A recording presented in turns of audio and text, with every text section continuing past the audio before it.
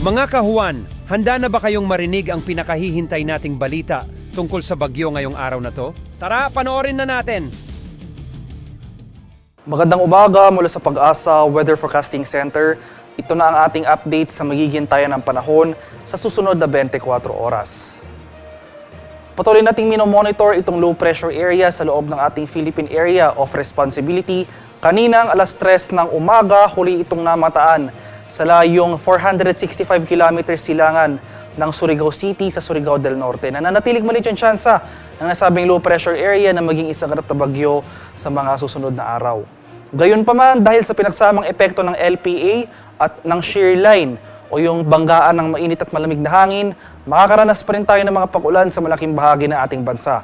Asahan natin itong mga kalat-kalat na pag-ulan na may pakulog at pakidlat sa buong Visayas, itong southern portion ng Kabikulan at itong mga northern at eastern sections ng Mindanao. Samantala, ito namang northeast monsoon o yung malamig na hanging amihan ay patuloy na umiiral sa nalalabing bahagi ng Luzon. Kaysa nabanggit na lugar, asahan natin itong generally fair weather conditions.